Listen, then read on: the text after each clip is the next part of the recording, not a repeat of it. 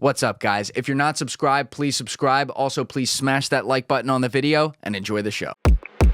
Then I was actually the first one on Discovery Channel. Then he got an opportunity to get on Discovery, and we talked about that. And there's a lot of, and I'm gonna just go take this opportunity real quick to talk about Joe, man. There's a lot of what I call derogatory information out there that's not true. I happen to know it's not true. So when people, they say Joe's a fraud, he's not a fraud. There was one guy, and I'm not going to mention his name, but he really had a hard on for Joe because Joe got on Discovery Channel, he didn't, and long story short, they went into litigation, all kinds of stuff happened. Joe won the court case. I came in as an eyewitness because I heard what the other guys were on the case. What happened was they asked me if I would come in and be a witness because I actually heard what the other guy was going to do. He told me he was going to intentionally wreck Joe's career and his life. He was going to set him up, and I'm like, why would you tell me that? You don't know me that well. But he thought, we were bros, we could do that. And I just realized, well, maybe these guys got a little beef going on. I don't want to get in the middle of it. And then when I found out where this was leading to, and Joe had spent a lot of money trying to defend himself. This guy had gone out and he really he launched a disinformation campaign. Special forces, right? And a lot of people bought into the lie. Yep. And then they started to accuse me of, wrongdoing and being a traitor. And I'm like, you know what? You're not going to find any BS about me. I've been transparent about everything I've ever done. If I've done something wrong, I have no problem admitting that. But I said, I'm not going to stand here and watch a man get prosecuted, persecuted. I mean, over some lies because this dude over here is a jackass, right? And so I offered. I said, "Yeah, I'll be willing to come in and testify." As soon as I did that and I signed the affidavit and everything, they wanted to drop the case and settle out of course. They did, and they did, and they lost a lot of money. Got their ass handed to them.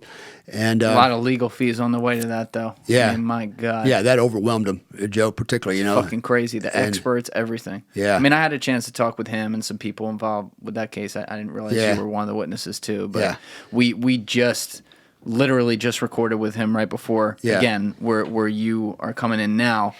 And there's a lot there. Obviously, when you win the case and you sign it, you still sign away some silence rights. So there's things he can't talk about that would really help him if he could. But he addressed it on camera for a while. I mean, Alessi, that was like the first 25 minutes of the episode, something like that. Yeah.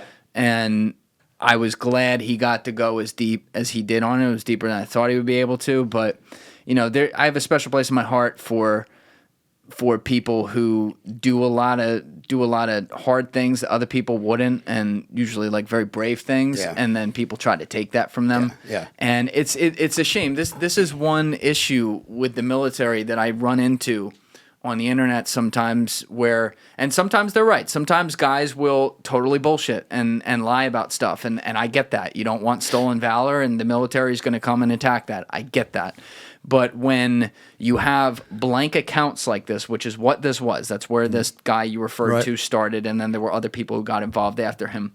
When you have blank accounts who people don't even know who they are, making up bullshit rumors, and then the whole internet runs with it, and then the military runs with it because the internet ran with it and eats their own, that pisses me off. And I had, when he first came in here, he was on a roll doing his whole thing, and then I'm looking at him like, fuck, he's got to get to his plane. We weren't going to be able to address it. And so the episode obviously did really well. But I had a bunch of military guys reach out in the DMs about it. And I'm going to give them credit here because they were reaching out to rip him to shreds. And these were guys I could check who they were. They used their real name. I could verify at least their background and stuff like that. So there were some real fucking people reaching out. I'm not just talking like some regular infantry people.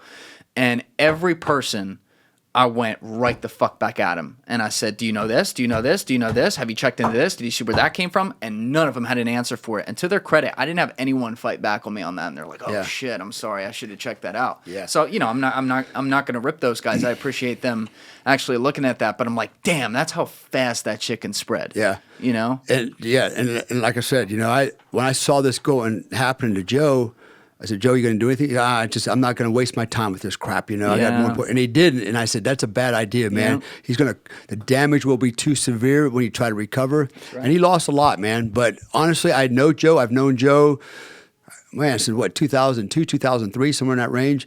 for a very long time. So 20 years, man. And I know Joe is, when he says he's going to do something, he's going to do it. Yep. He gets it done. The guy, he can walk the walk, talk the talk. He's never, they try to beat him up for, stolen valor. Well, you were never in combat, but you call yourself a combat vet. I'm like, well, he saw combat in Afghanistan. So does that make him a combat contractor? Come on, stupid petty shit like that. And sometimes I wonder, man, what are guys thinking? They're so full of hate and jealousy, and I experience it too from time to time. I get, I bet you do. I get people. Everybody's trying to come along and blow out your candle, hoping theirs burns brighter. And it just. I don't get it. And unfortunately, a lot of times in the military, that's what you get. You get a lot of haters, and especially when you're successful. When you're successful, the enemies come with that.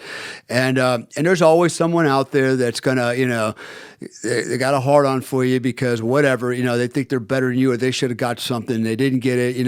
They don't understand how you were successful. Whatever. Maybe that's just the human condition. I just try to move on, ignore that stuff to a point. Until it gets really personal, and now I feel like maybe they're affecting my business or could affect my business or my welfare, my family's welfare, then I have to push back and fight back. Thank you for watching the video, guys. Please hit that subscribe button and check out this clip's full podcast episode by clicking